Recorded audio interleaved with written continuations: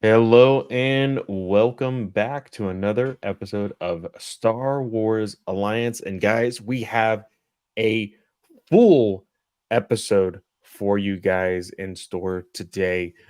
We got a trailer finally that we will be talking about in full. Of course, our main topic being the Bad Batch. We will be talking about episode 8 today. Um, and some random news here and there, nothing too big. um uh One of our first topics was something that I hadn't even heard about until literally Katie shared it in our show notes tonight. So uh I think this will be a relatively short episode, but very exciting at the same time. Yes, we have um stuff to talk about for So once. yeah, so I am very excited. Of course, we had heard so much about there being a Acolyte trailer in the future. Timeline exploded yesterday Yeah. when that news came up, and yeah, it definitely, or not yesterday, it was the day before yesterday, because the actual trailer was yesterday. But yeah, d- exploded. It was amazing. Great time to be a Star Wars fan for sure. With the Acolyte trailer that we will be talking about.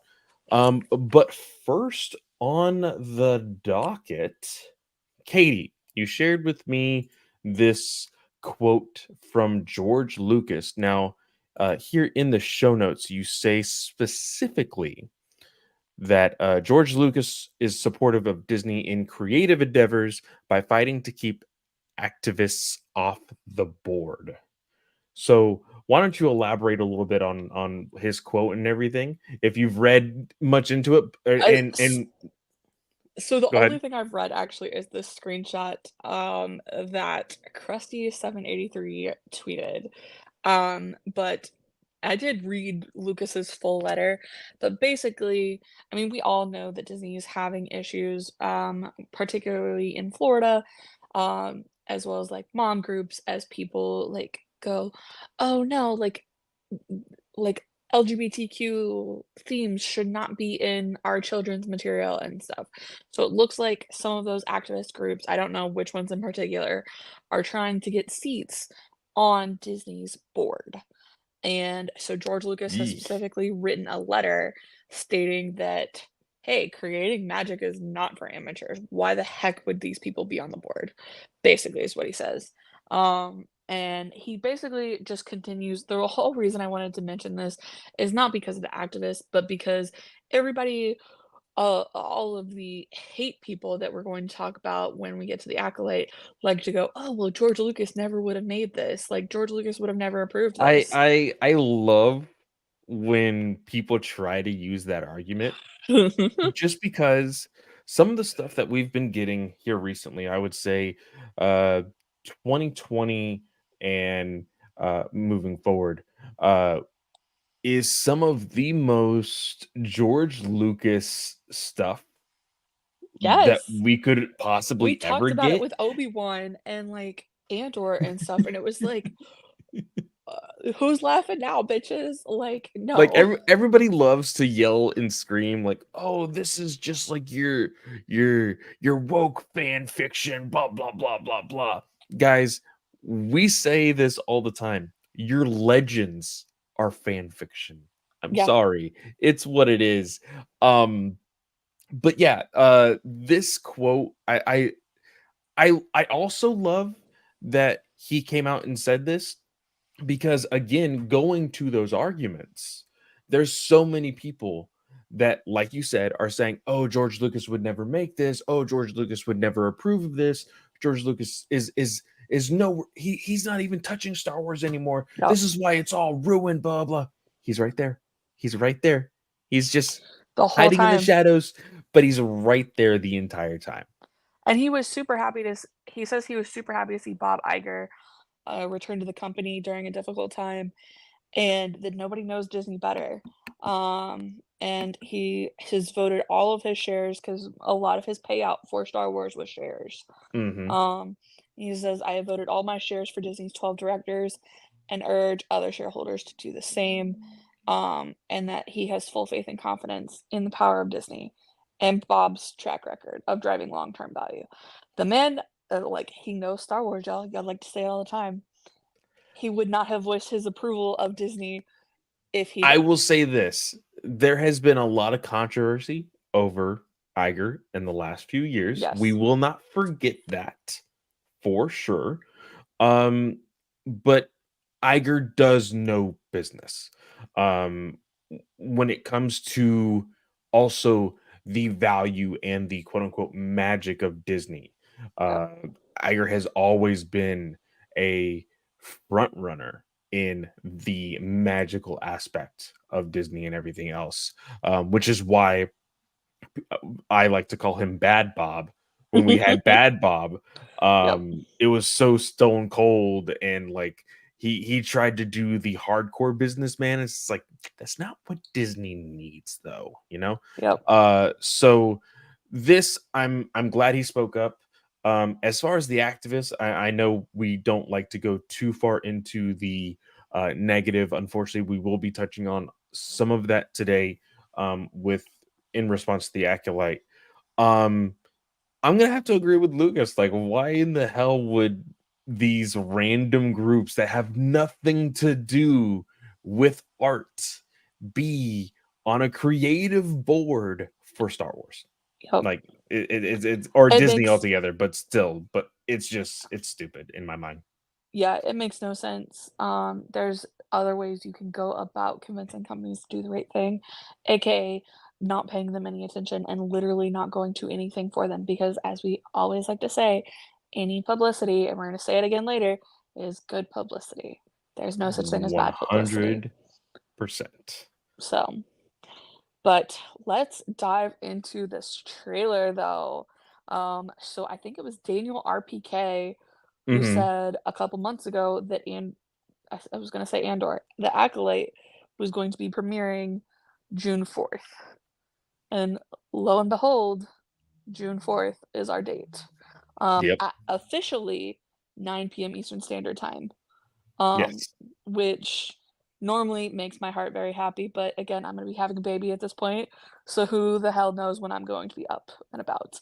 But there is officially a banner on Disney Plus that you can see, and it is in this tweet on the Star Wars Underworld username, the SW on Twitter, and they've got a screenshot where it says it's the Acolyte header, and it says coming June 4th, 6 p.m. Pacific, 9 p.m. Eastern Standard Time. So, with a Very two-episode excited. premiere. 2 episode premiere. I am very excited that it has a prime time. This, of course, we've always been a big advocate for this because Yep. it encourages people and families to gather around dinner time or after dinner or whatever to watch these shows, have the conversation instead of doing what we have to do, even for Bad Batch right now, is either stay up super late or wake up super, super early, watch it very first thing, and then hope that you don't get spoiled. Um, Yep. which is the worst. Like, because this morning I was able to watch Bad Batch first because, of course, I'm a host of the Star Wars podcast, so that had to be priority. Then I watched 1 episode of X-Men, and then couldn't watch the second episode of X-Men until I got home later today. So I had to avoid any and all spoilers for that kind of thing. But this I'm very, very excited to have prime time because of course, guys, we have been a huge advocate Yeah. for the High Republic, and so we know how just amazing this era of Star Wars has been Yep. in books, in comics, in audiobooks, and everything else. Finally being able to share that with everybody in a grander scale on Disney Plus is going to be so much fun. It Because really even is. even um, this trailer has a lot of different tones. There's peace, you get the whole Jedi gimmick, then you Yep. get the ominous stuff, then you get kind of the action adventure stuff, And then you get some of the crazy chaos that where everybody's going to be super excited to get into. But Katie, I want to kind of go through this trailer. uh I don't want to get this video strike down, so I'm not going to be sharing it onto my screen. uh but I've seen this trailer at least 3 times already. It's playing currently right now. This has been confirmed also as the celebration trailer, but the last shot of this trailer was not in the celebration trailer. Yep. Um, so I think that is very, very cool, especially because of what is in that last shot. So it's very, very exciting. Um, we get to see a lot of Jedi here in this trailer. We get confirmation, and we've kind of already known this, but it's good to see it here firsthand. That Carrie Ann Moss, Mhm. Trinity from The Matrix, is in fact a Jedi Master. I could possibly even assume. Uh, Master Indara. yes, that's she is Master Indara. Uh, and I didn't catch this until you sent the screenshot of somebody else catching this. We see a lot of different shots of, oh, who is the other master in this? Master Soul. Soul. That's his name. Master Soul is talking to younglings. And I didn't catch this because it's super quick. I didn't catch it either. Somebody else on When Twitter caught it. when one of the younglings is answering a question, there is somebody else who walks in behind them, and it is Vernestra. Vernestra Rowe makes a very quick appearance in the very beginning of this trailer, which So I she think makes is it so cool. there, and then she makes it opening the door. Yes, she is seen, So I think several times through this. Those two you can actually see, like, for sure, like, oh, that is for sure Vernestra. Um, One thing that they didn't show is her lightsaber. yep. I think that is very much on purpose. So Headland says about Vernestra's character, if I can pull it up. Sorry, y'all. Um, working from bed today, if you can't tell. So she said, I'm gonna be straight with you about other book characters. They do not appear.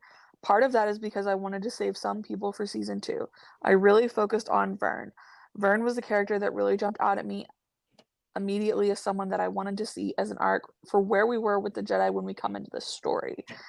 Oh, the screenshot doesn't have everything like I thought it did. Okay.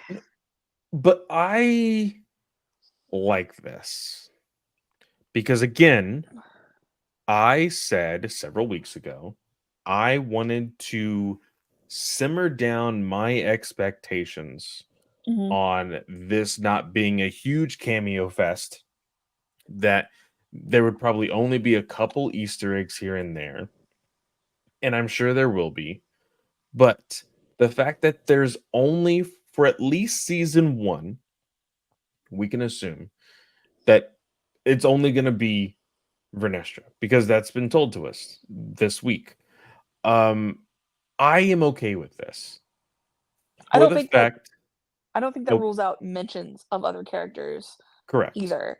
I think that's just like they're not going to be here present. But I think this is also smart in the light of not wanting to overwhelm anybody with a huge info dump, or because with when you bring about characters, there Yep. has to be exposition, there has to be a reason for these characters showing up. And if there was all of a sudden all of these references to everything that we readers know about that's going on in these first 3 waves of the High Republic, I think it would be so easy for the general audience to disassociate. Boom. Be Yeah. like, I don't understand this. I don't care. Yeah, you know? and Headland says the reason she picked Vern was that she was a character that started out as a prodigy, someone powerfully connected to the Force, almost in love with the Force, but also sassy enough to make her lightsaber into a whip, which makes me think we'll see the whip. Someone with that experimentation, that energy, and then to see who she is in our show and see what happens over the course of becoming a more and more powerful Jedi and going from mission after mission to council meetings and protocol. And how do we keep this institution going? How do we check it? How do we negotiate the level of power that we have? She's See, massively respected and considered to be one of the most powerful Jedi at this particular time period. is she is she part of the council? That's what that makes it sound like. Now, again, if you're invited to a council meeting, you can attend council meetings. But, Right.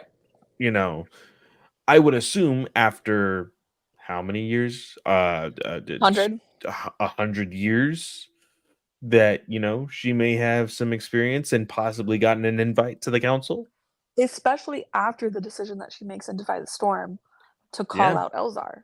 Like, it Hmm. makes complete sense, especially as we don't know who's going to survive Phase 3. She may get an invite very, very early, um, and stuff.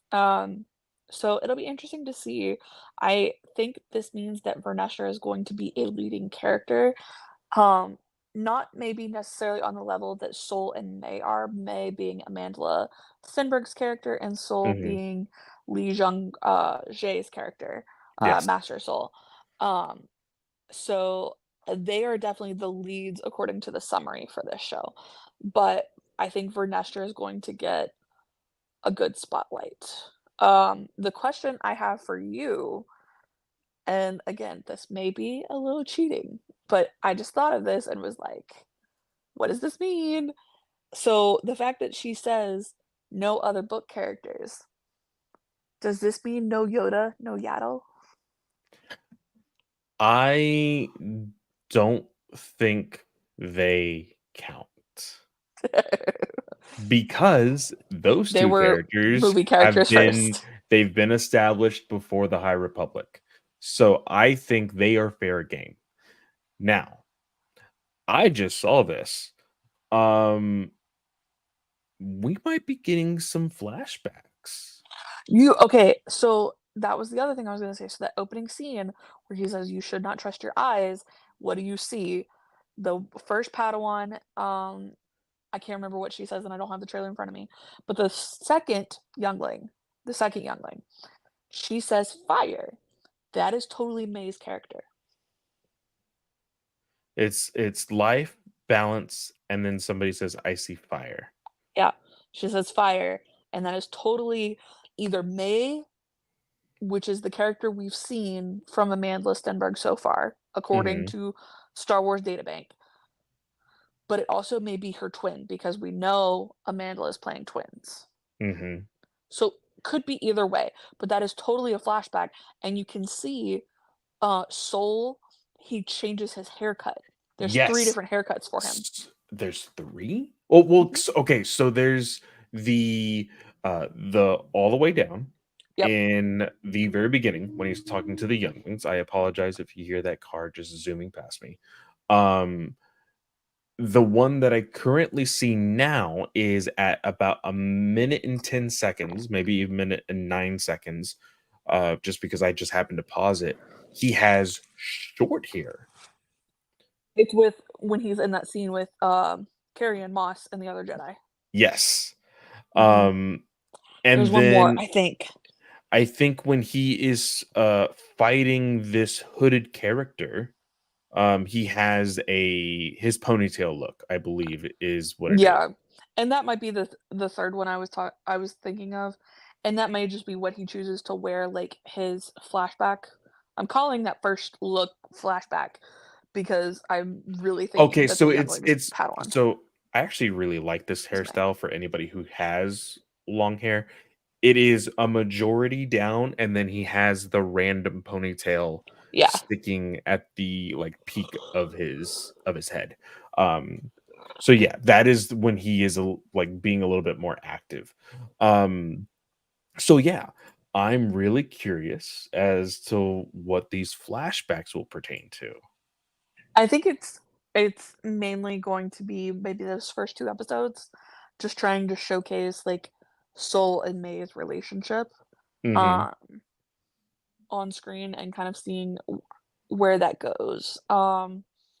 In in Dara, Carrie-Anne Moss's character, Yes. the way especially in the Hasbro Black Series released today, I sent you that picture. Um, her character is dressed in white robes compared to everybody else. Is she the last Wayseeker? Oh, that's right, you did send me that picture, hold on. Um, Because everybody else in that picture is dressed in the orange robes. the, like, tan, like, Yeah. mustard colored robes, and she has the white. I dig it. I would actually be a big fan of that. She okay, so I would be okay with that because then there would be an explanation. There would be a reason for her to be like the expo dump Mhm. because she's been around. Oh, yeah. She has a lot of knowledge. So And she we would know they have to cut the Wayseeker program at some point. mhm. So is this where they cut that? That would be very, very interesting. I really dig it. Um, Also, I dig these two characters they're highlighting in this trailer, and they also highlighted them in the Black series. Um, I don't Jackie, know. played by Daphne Keane. Yes, and I don't know the other individual. Please hold. Let me pull up the. So I think his name was. It was a four-letter Y word. And I don't know if they highlighted it in the trailer at all. Um, It's in the subtitles when he speaks. oh, it is? Okay, so let me actually. Yord. Yord. Okay. Also, because we're getting near the end, a lot of lightsabers. Yep. Very A little blue. like hardly any blue, a lot of green, and a lot of yellow. Love that they are keeping to like just the. I mean, there is just so much color in the High Yep. Republic, so I love that.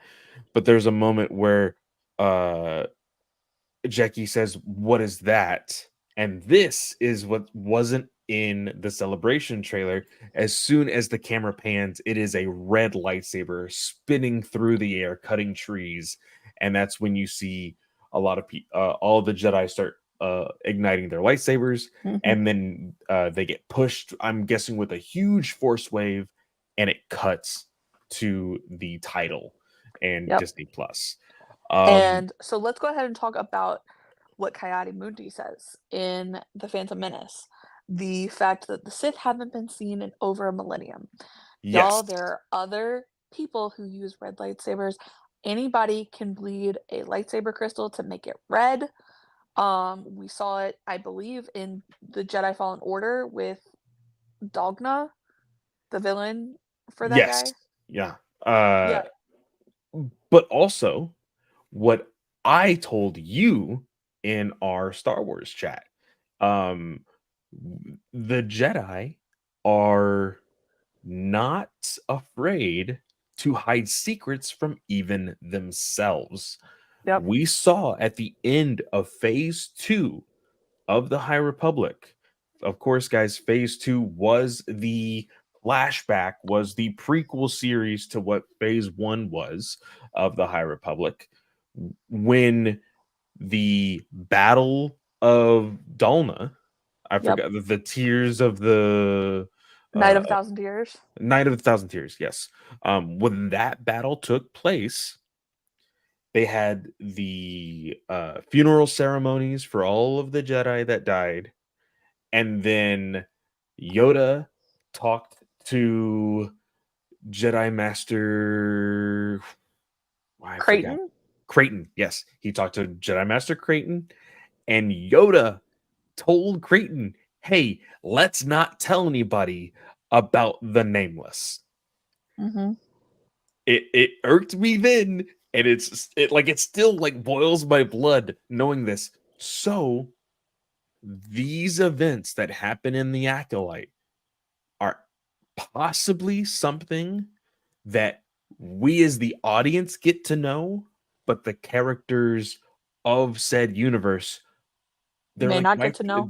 they're wiped from history because it's probably something that Yoda is going to deem too dangerous and that they should just you know what? It's done with. Let's forget about it. And one could say that it's quite possibly the not influence, but of course we know that the Jedi temple is built over the a Sith. Dark. Yep. So like it clouds their judgment and does all sorts of things. And so like we that's possibly why these decisions are being made. But still, like there's because a lot of people are already screaming, "Oh, they're gonna retcon! Oh, they're ruining Star Wars! Oh, they're changing the timeline!" But you know what else could happen too? Everybody could die and not make it back to report Yeah, what happened. Perfectly exactly. legit. Hmm.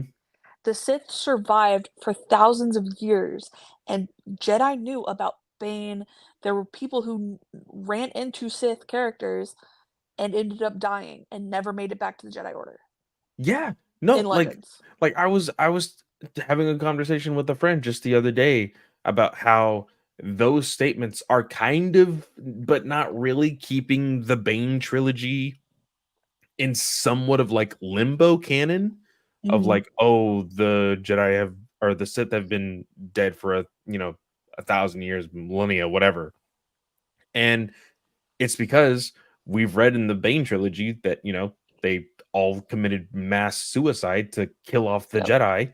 And, it's there's still we know that Bane and his apprentice were there the entire time after that. So like the words ultimately it comes down to, hey, the Acolyte wasn't written back then.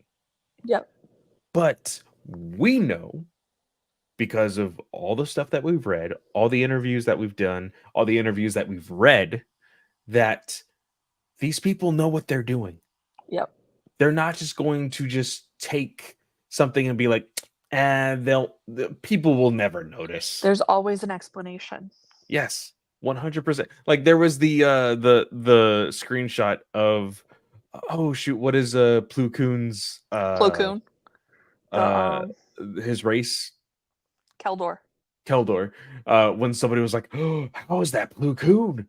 How old is Plo Koon?" It's just like, he is not the last survivor of his race. Like, there could be plenty of other people that this could be. Um, it's just silly how quick Star Wars fans are fickle. I will say that. I love the fandom, but they are so quick to jump on something and to throw blame and do all these other things. But that also reminds me, and we have to talk about some of the unfortunate stuff. Because you did share with us, I don't know if it was in the GUA chat or in our Star Wars chat, that there was more dislikes than likes on the video Yep. for the trailer. I don't know For where it was though. for the record, this was taken at 4:33. It's now 7:30. Mhm. Um, and it had 6.5 million views, 135,000 likes, and 163,000 dislikes, with 28,803 comments. Mhm. And a lot of those comments were making fun of the opening scene. I saw several that were like, what do you hear, like, talking about in the vision?" And somebody even threw the Madam Web, like, "My father found them in the Amazon," or whatever that line is, that Oh. didn't even make it into the movie. But a lot of the comments were people who were like, "Yeah, I don't see anybody who looks like me." by, and then you know who it was? It was a white male in the profile picture. There is one white male in this trailer, and he is in there for about a second. Get over it. I'm sorry. We're in It's a galaxy far, far away full of aliens. Yep, That's what you're going to get. And we commended them on the amount of alien life that we yep, see in this trailer. That is something that we need to see when it comes to things like this. Like, yeah, you want it to be quote unquote brought to life and realistic. Like, the galaxy, the universe is not going to be just full of humanoids. They're going to be yep, full of aliens. Sorry, that's just how yep. it works out. And Headland talks about how she wanted to see, like, bringing Daphne Keane in. She wanted to see X-23 with the lightsaber in her hand. Like, and Hmm. she made, Daphne, I think it's a Theron, half Theron, half human Hmm. Jedi. And she's also said that there is a species from Legends that has not been canonized that will show up in the Acolyte. Like That's the pretty cool. girl, she grew she grew up, she learned Star Wars from the special edition movies. Y'all, she never saw the originals in theaters. She learned it from the special edition movies for the original trilogy and reading Heir to the Empire. Like, this is my girl. Like, I love this. I love that Headland is stepping outside the boundaries and kind of going, okay, like, I loved the expanded universe. And she talks about her love for the expanded universe in all of the interviews that she's done this week and is like, I loved it so much. Um, so like you want somebody who's going to bring in expanded universe stuff, people, like this is your girl. She's doing it. Yeah. Um, and like she's still bringing in stuff from canon and obviously following along with the High Republic, but Legends, again, I talk about it all the time, is what has kept Star Wars around for so long. So it deserves to be respected. And if people want to bring in stuff, go for it. Speaking of legends, you shared a tweet in our Star Wars chat from Doomer Skelly 13 that says, considering Headland is such a big fan of the old EU and said she was bringing elements of it into the show, I wonder if the witch group led by Jodie Turner Smith would be the Falanasi. Yes. So the Falanasi, um, their deity in particular is the white current, and we see a circular white mark on Jodie Turner Smith's character. But the Wikipedia summary for those who are interested, the Falanasi were a religious order that were adept in using the Force, which they viewed as a sea. They referred to the light side of the Force as the white current and the dark side as the dark tide. They were able to use the Force to create illusions or a projection of themselves that could appear anywhere in the galaxy, aka Last Jedi shit. Do you know what vibe this is giving me? What a vibe. The mother.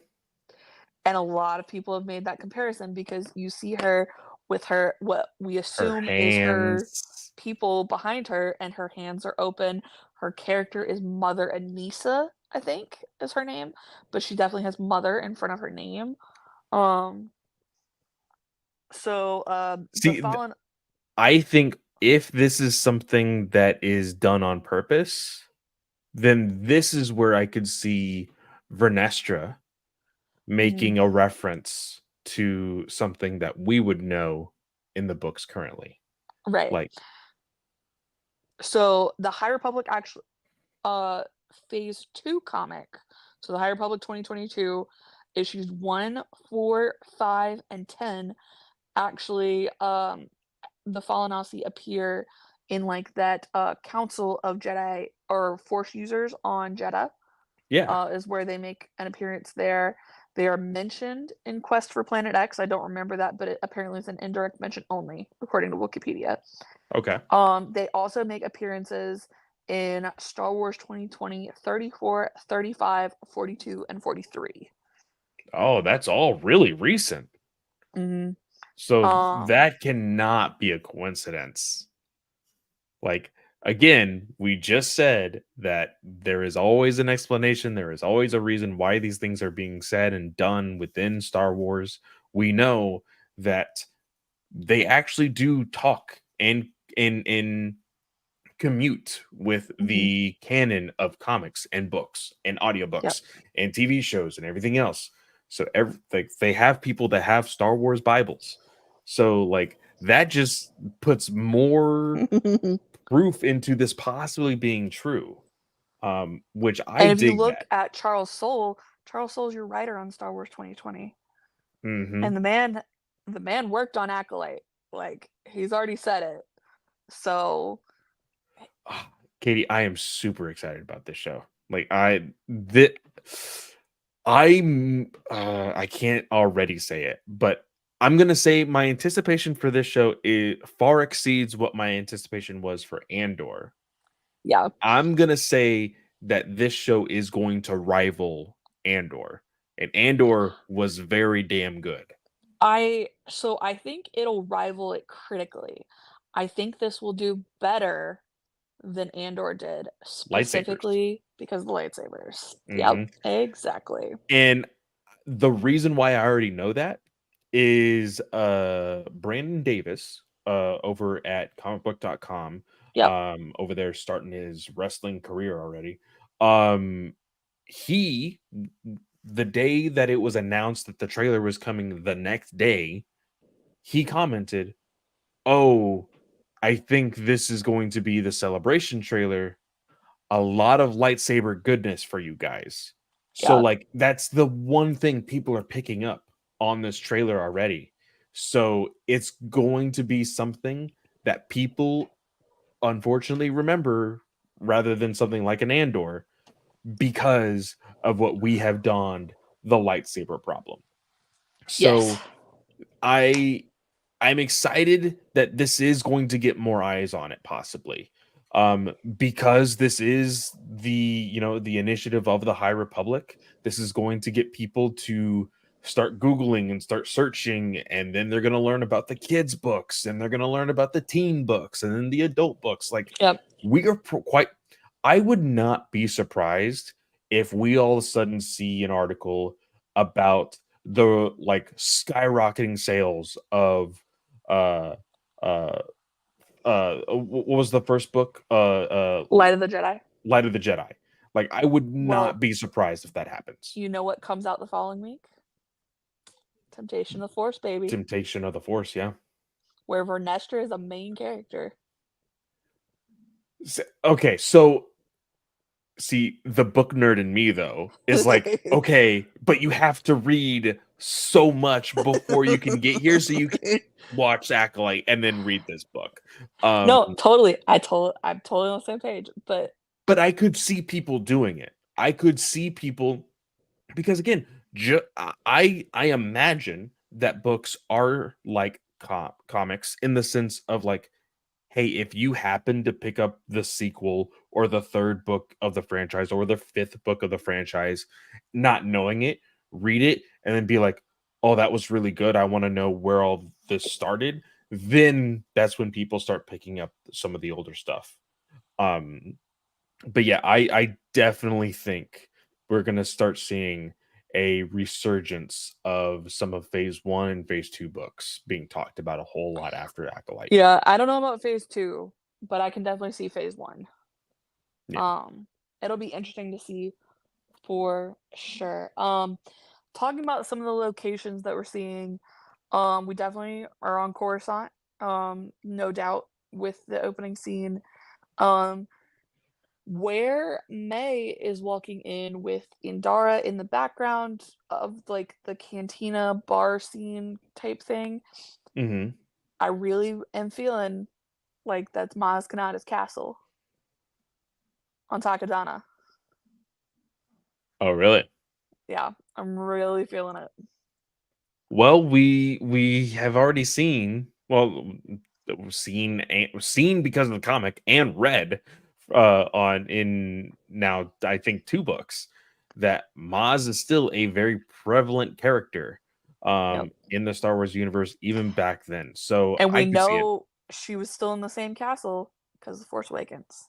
So, But I would really dig this because we know that like Maz is kind of in the gray area, you know? Like mhm. she definitely wants to help people, but you know, with the people that she works with, we know she doesn't judge. She doesn't judge too much. Um I could see how she could kind of get in the mix of this show Mhm. with this possibly being the resurgence of like the dark side and all of this stuff. We get to see some of those darker tone people in the sense of personalities and everything else. Um oh, I forgot his the other actor that was also showcased at Celebration. He was in the show The Good Place. Manny Jacinto. Manny. Yes. He's playing a smuggler. He had one shot in this trailer. Yep. Very quick. I think it was like a blink and you miss it type of moment. Still very, you know, I think they're gonna keep his character a little under wraps until the actual show, just because those types of characters you want to see them in their natural habitat. You want to see them as the show progresses, how they're going to interact with somebody like the Jedi or like, you know, potential Sith or whatever. So I'm excited to see him. Um I mean, I've only seen him in The Good Place, so that's like my reference to like how his acting is. I absolutely love him. Uh so really excited to see all of that go down. His Now, character's name is Kamir. Kamir. Okay, cool. In our notes, you also said something about. Well, the last location that I wanted to mention. Oh, yes. So we see May, and she's walking towards somebody, and there's a pool. It's a very rocky background and everything. And there's somebody standing on a cliff. It looks like. Do we think that's Octu Two. from The Last Jedi? Ooh. Hmm. It does look so now. I'm looking at it right now. Now that I look, the rocky terrain, the like, not I wouldn't say grayscale, but like bluish gray Yep. tone. Oh, that does look a lot like it. That would be a really cool callback. I mean, call Yeah. forward Well, or and foreshadow or whatever. But still, like I think that would be really cool. yeah, and you think about it too. I mean, they didn't use the volume at all. They used sets. They went to places, Hmm. so they could have easily made a quick trip. What was it, Ireland? I think. I think it was Ireland. Yeah. Yeah, totally plausible. I think it could. It, it it'll be really cool, especially with the way the poster, which some people had said like, oh, it's like this poster because it looks like it's in Dara's lightsaber on the Hmm. poster, Yeah. and it's got like a blood streak where like the lightsaber blade would typically be. Some people were like, yeah, this is Star Wars trying to be too edgy. Like, why is there blood on a Star Wars poster that doesn't belong there? No, because you look at the you. I saw a lot of other people referencing it. You look at the Last Jedi, Uh-huh. and it's the just the red, you know, hue and streaks. It would be awesome. It really would be awesome if it was a huge reference to that. Sorry, y'all. I'm on my iPad. I don't know what the camera is doing. I'm still trying to play with this and figure this out, but it's being weird. Yeah, on So, YouTube, like it's like dancing, and I'm like, "Uh, am I moving or what's going on?" But in the notes, I also see here that it says uh directors and episode count. Do we have a list of directors for the yes, we entire do. thing? You missed the tweet. I Um, did miss it. Blast Points tweeted the screenshot on Twitter. So we have 8 episodes. Obviously, two on June 4th. So Headland directed the premiere episodes 101 and 102. Um, Directors Koganada, there's not a first name there, uh, did They did 103 and 107. Alex Garcia Lopez did 104 and 105, and Hanel Culper did 106 and 108. And just also for the reference, because it's here, Michael Abels, who scored Get Out and Us, so working with Jordan Peele, also scored the show. Ooh, that is gonna be good. Yeah. I like because I think a lot of people, if a lot of people once they hear the like theme for us, they like immediately know what it is. Mhm. Um, oh, that's gonna be like that. Just tells me that this score is going to be so dark. I'm excited. I'm super excited for that. The Um, last thing kind of with the behind the scenes stuff, mhm. is again, Headland has already said this, but Headland reiterated that there is actually a writer on the show that has never seen Star Wars. Yes, I wanted to bring that up also. I think this is really, really cool. There was the uh what was the quote or She said it's not that they've never seen Star Wars, it's that they're not a fan of Star Wars. I believe was so, what it was. Headland said, "Yeah, I just thought it would be good to have the perspective of a person that had literally never seen Star Wars until she was in the room." And she said to me, "Why do you want me in this room? I've never seen Star Wars. I have no idea. I think there's a dog in it, but I don't know anything."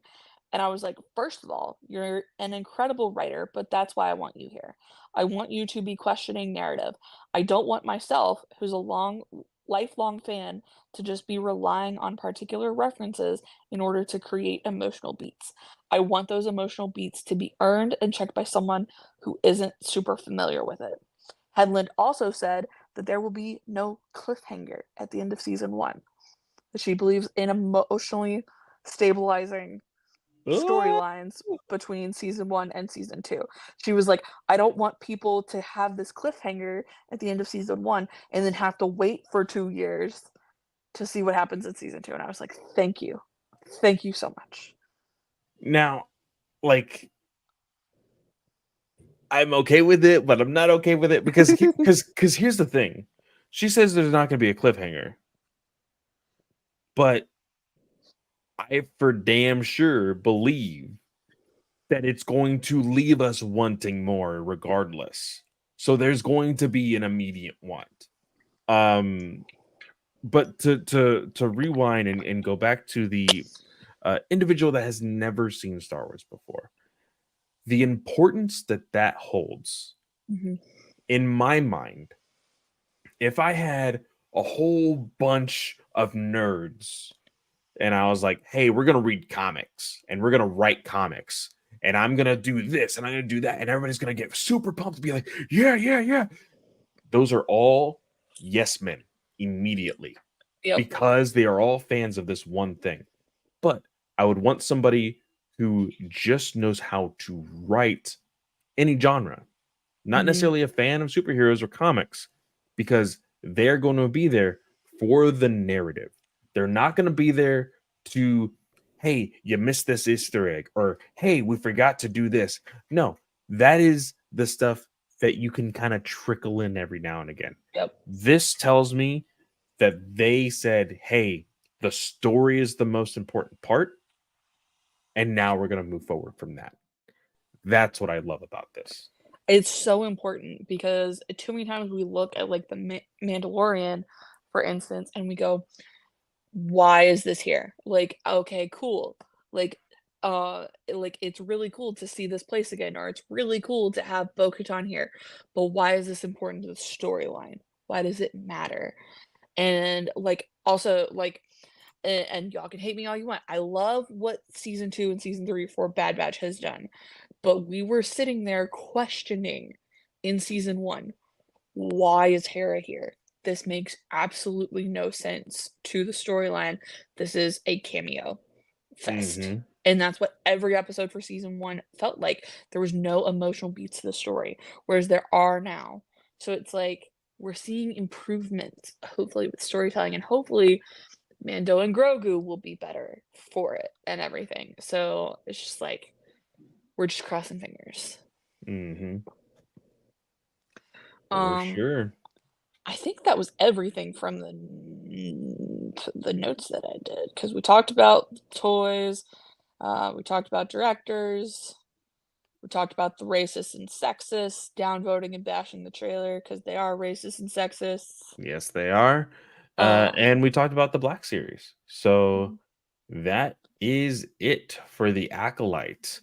Um, from what we got, that is all for the news, and it should be Yes, ready for our main topic, which is, of course, the Bad Batch episode 8. And I got that title for bad you. territory. Bad Territory. That's what it was. Bad Territory episode 8. So, Katie, do you want to go first on first thoughts or me? I figured this episode was what it was going to be. They're starting to dive into where they can find out more information on what M count is and why the Empire is curious about it.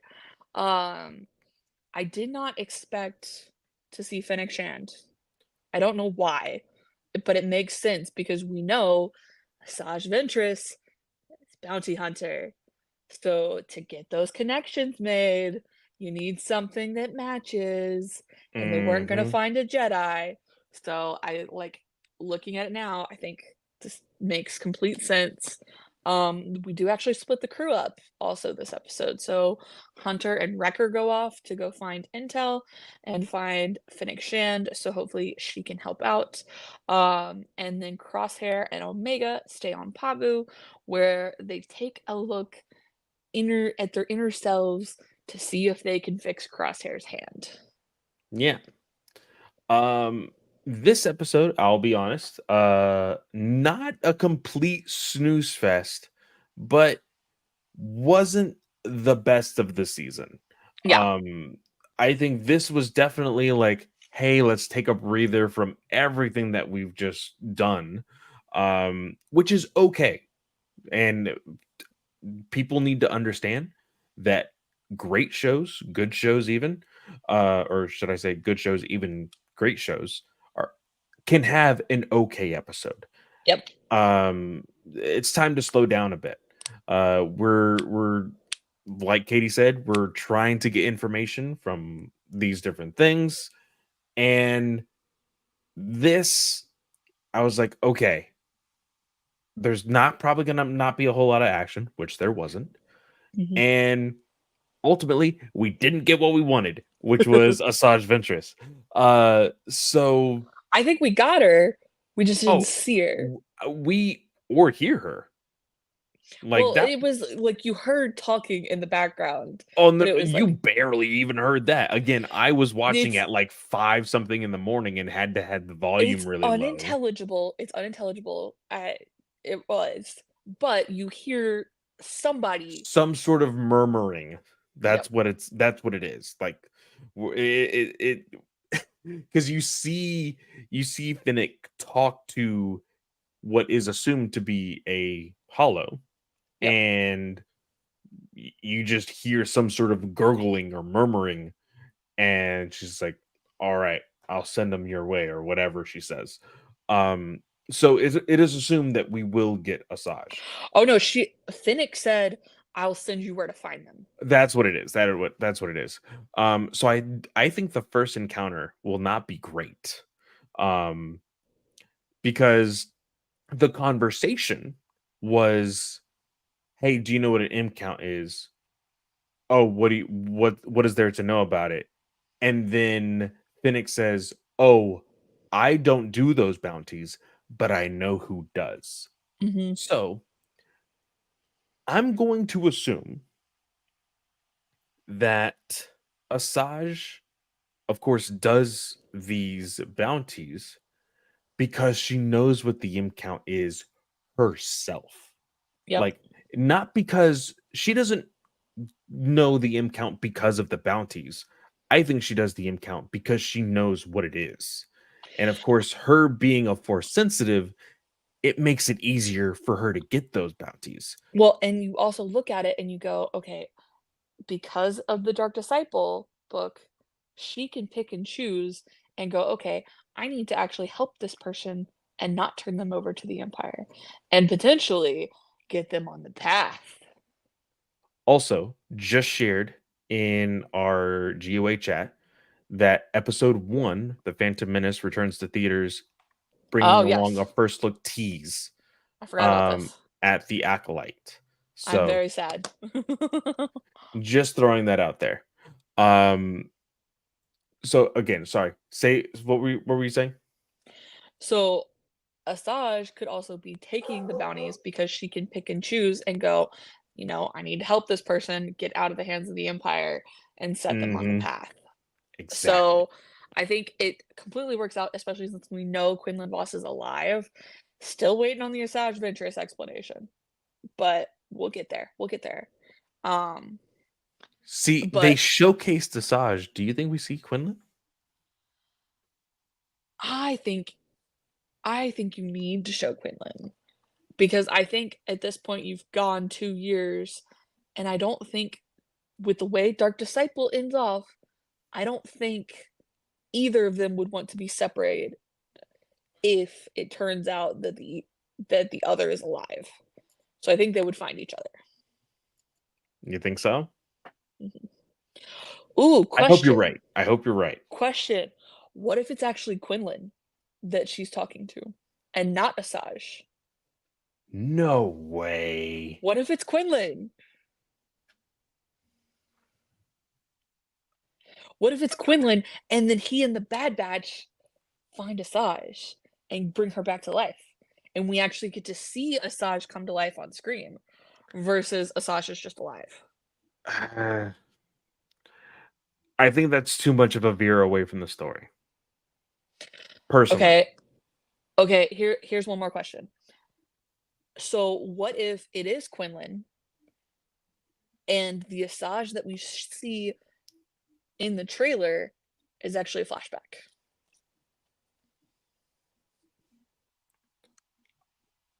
I could see that. I could see I could see it being Quinlan and then he talks about Asajj for sure. Depending on exactly where this is in the timeline comparatively to when uh because what that I would assume because Dooku was involved Obi-Wan is about in 10 ABY. Dark Disciple takes place like right before Revenge of the Sith. yeah. So yeah, I mean I don't know. See, now you just have me questioning a whole bunch of stuff. Um I'm okay with seeing Quinlan. I'm not okay with Quinlan because see that makes so much damn sense though. Him pretending to be a bounty hunter to save people, that makes sense. That would totally make sense. So, But he couldn't do it for everybody because of the fact that he doesn't want the Empire to know he's a Jedi or know that he's helping people. So you would mhm, have to be very specific. yeah, which I think would be really tough for somebody like Quinlan. He is Mhm. full of emotion. Like we have seen that through Dark Disciple. Um so might be a tough job for him. Like The so I next would episode's the Harbinger, so which I believe which is why I think that it would be Asajj.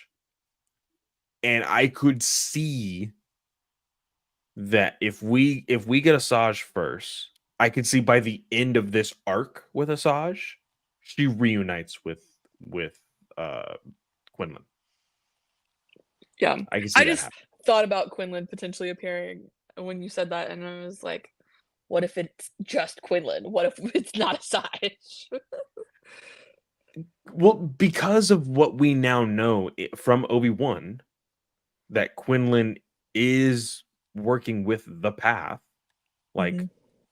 I could definitely see him attempting to save as many as he can and pretending to be a bounty hunter. But then the point that you made, like, oh, he's gonna have to take some But force Asajj would users. have to do the same thing. Yeah, but I think it would be easier for her. Yeah. Like we through Dark Disciple, we saw that like Quinlan did let down his guard and did let the darkness consume him and things like that. Asajj has been able to like full out balance both. Like Yeah. she can turn off one side and turn on the other. Like she is like an off and on switch. Like so if she needs to be a bad bitch and throw somebody to the Empire, she'll do it. But I don't know if Quinlan can do that. Yeah. We'll see what happens. I mean, it's next week. So, Yep.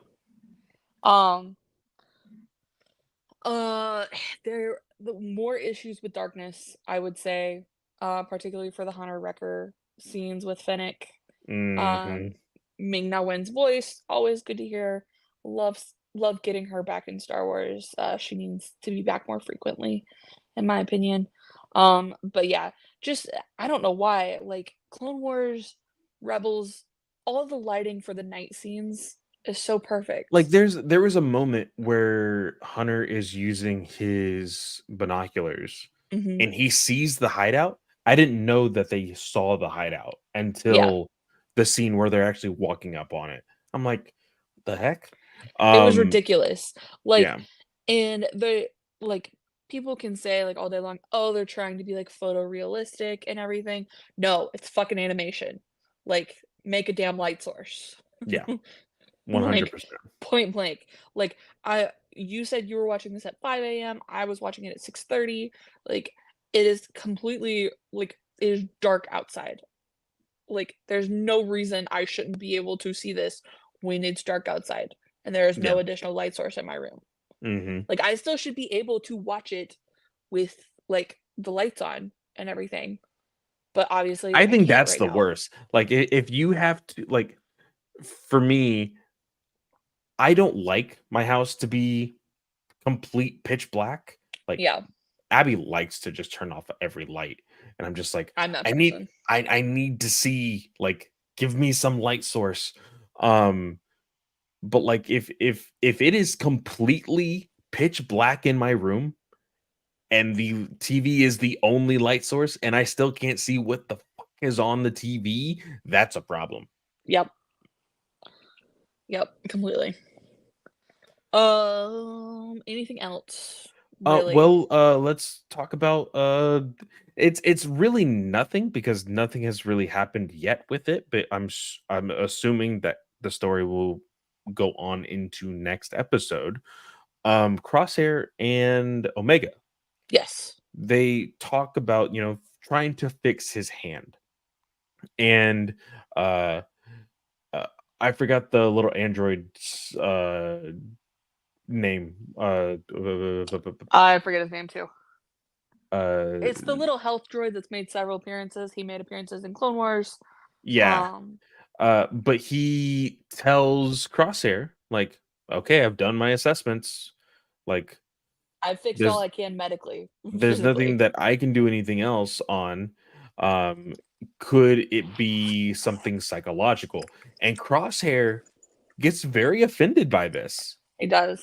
He's like, But we you talked think about it's it in my being head? Like he gets very offended by it. but we talked about it last week, like his hand potentially being something that they tortured him with and Hmm. using that against him is like, "Oh, well, if you don't join us, you'll never be the same shot that you were." Yeah. Like, and it looks like that was what happened. Yeah. Uh when this happens, uh Omega has an idea. She's like, "Hey, like, let's just do this thing. You're not gonna like it." And uh, or he's like, "Oh, am I gonna like this?" And she's like, "Oh, well, you don't like anything, so it doesn't really matter."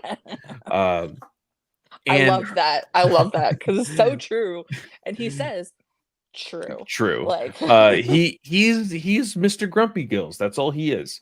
Um, but Omega has the idea of meditation, and she says that she got this from, of course, our little furry friend in season 2, um, from, Kashyyyk.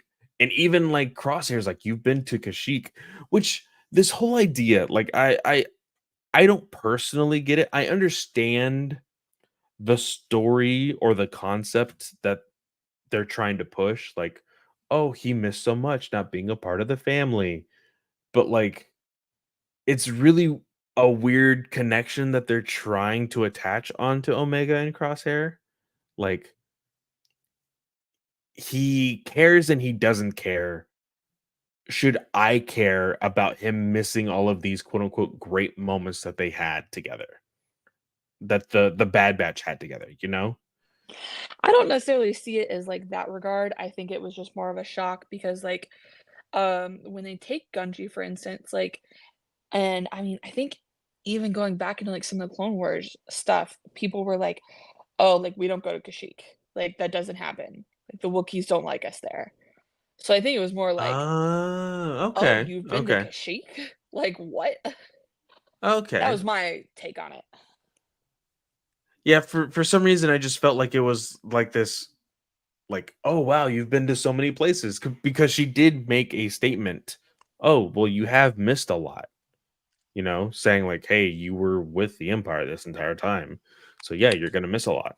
Um, I think it just puts more perspective on him as like, "Oh, wow, you're actually capable of doing a lot more than I thought you were," and he's just mhm, learning all this stuff about her, and he's getting on the same page of Wrecker and Hunter as like a, "I really respect this girl, like, she is my sister, and I'm gonna protect her." yeah. Uh, but she, gives this recommendation of meditation, and they just sit there and meditate, and that's it. We don't see anything. We see Hunter like start to get like, I feel like it's anxiety a little bit Mhm. because I think personally what Crosshair doesn't want is to be in his own head. Yep. Now, this is some very psychological shit, some dark shit. But I genuinely think because of what he went through, he doesn't want to be in his own head. He doesn't want to sit there in his own thoughts. So he starts to get antsy and he's like moving around a little bit. His hand is shaking. And that's when Omega like puts her hand on his, flips it over, and puts her hand in his. And they Yep. just breathe it out. And it was a very sweet moment. I absolutely loved it. As somebody who does like suffer from anxiety, both like my entire family, unfortunately. No, Um, I'm not if y'all see me, I'm not laughing at Clay. I had several anxiety attacks today, so I'm laughing at myself, like, like it, we're it's both it's on there. It's just this thing, and sometimes you just need a moment to breathe. Mhm. And this, of course, I b this I think this is not going to be a one and done meditation thing and, like, he's all better, but it's just one more moment that Omega and Crosshair have together, Yep. and I think, hopefully, this isn't like, you know, the power of love has, cured Crosshair. But I do think in some aspect, it's going to be that he's going to have to overcome his quote unquote disability to probably save Omega at Yeah. one moment in this season. And he's going to be the sharpshooter again. I think so too. I think it's a it's a moment that will Hmm. prove itself, like, for him and for the rest of his team, like, "Okay, we're good." Because Hunter is the one who prompts, like, "Hey, see if you can convince him to get his hand looked at."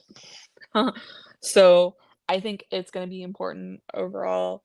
Um, so we're past the halfway mark. There's only 15 episodes in this season. How do you think we're going? Do you, like, have any big critiques on the show? Other Not than the really. lighting aspect, 'cause I think we're Yes, the both the like, lighting will always be a critique for us. I genuinely think because like I said, every good TV show is okay to have an okay episode. Yep. Right now, the pacing is good. I think it's doing okay. I mean, especially for a show that premiered with 3 episodes, it's already on episode 8. Like, I think it's doing just fine. Yeah. I think we're gonna probably start to worry because it's just what these shows do on Disney Plus. We're probably gonna start to worry on episode 12. That's where we're all gonna be like, okay, there's still a lot of answers that haven't, a lot of questions that haven't been answered. Like, what is this and where is this? And I think we're gonna be asking a lot of those questions on episode 12. Mhm. And we'll see how those last three really kind of settle what will be, of course, what is the last season of The Bad Batch. Yeah, it'll be interesting to see because this is also the last episode that the advanced viewers copies got. Oh, that's So, right. everybody else, we're all on the same page, unless Disney shares more. Um, but yeah, I'm super excited for where the show can go. Obviously, just to kind of point out, the show is still going on and we've gotten a lot more live action. Like we got the Acolyte trailer and everything. So it does kind of suck because Bad Batch didn't get much love. And again, the camera's doing really funky things, y'all. I don't know. I'm gonna have to ask Brent. Brent is the Apple guy. Um, but yeah. So I think ultimately, I think I'm on the same page as you, where we're gonna be like, okay, how's this gonna wrap up? Like, what's going on?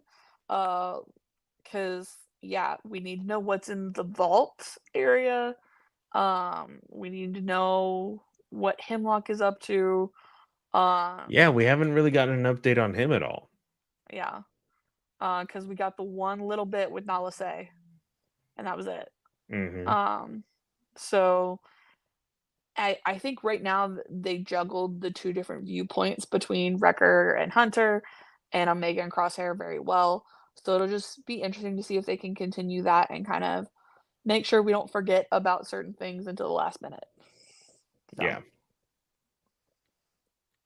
But guys, with that, thank you so much for lasting this long. We are very excited for everything that is coming yes. with Star Wars. Um, I will give a small update because the family has gotten sick recently. Reading has gone to a halt. I'm starting back up tonight. Hopefully, I can get as much as I can get done.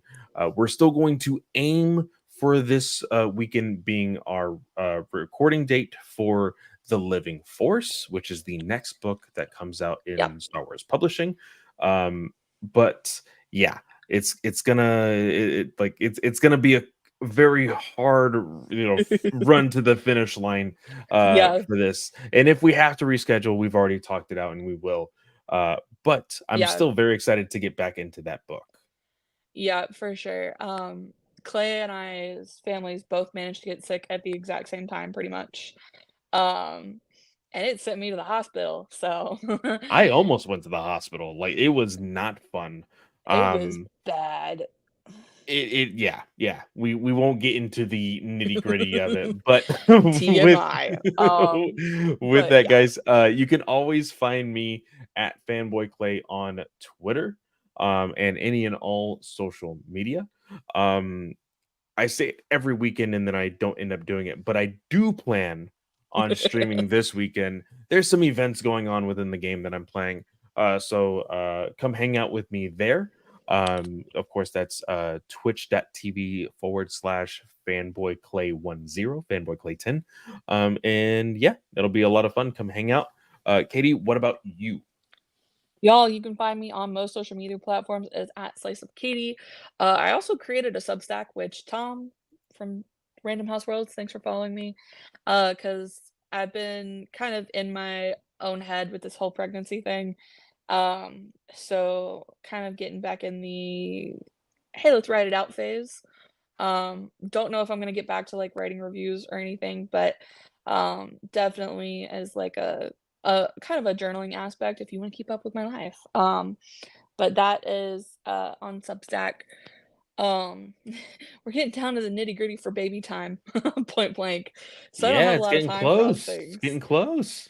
Yeah, because tomorrow is 33 weeks, and, right now we're planning on, inducing at 39. So, 6 more Hey, weeks. get those bags packed. I know, that's what my sister keeps telling me, especially after the hospital trip last week, I don't know. So we made our final checklist, like, getting the nursery prepped and everything. So, Matt was like, "That's a lot to do," and I was like, "Well, it's all gotta get done." So It's going to come quickly. Like like for real. Like there's a reason why I was so unprepared. I was like, "What?" Yeah, it was the worst. Yeah, but those are the places you can find me, y'all. You can also find Star Wars Alliance on Twitter. It's at Star Wars Alliance at the A in the war is very important. Don't forget it. Remember that username is also our Gmail account, so you can shoot us an email, shoot us a text at the number. Clay, tell us the number. Yes, the number for the Star Wars hotline is 830-538-4828. You can text or leave us a message. Of course, leave a some sort of online like name tag or Give us a something, nickname. nickname. Don't give out any personal information.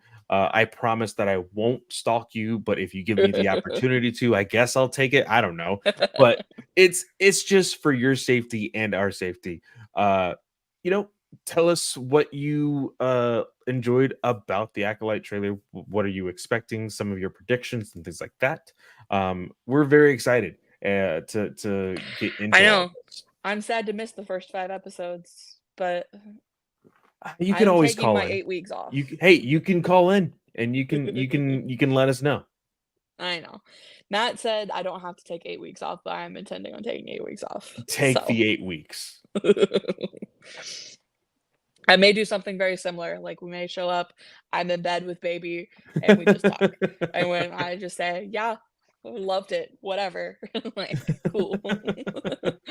But yeah, so, y'all, thank you if you've been here, live with us, if you're watching later, um, whatever time of day, you're listening or watching. We will see y'all next time. May the force be with you.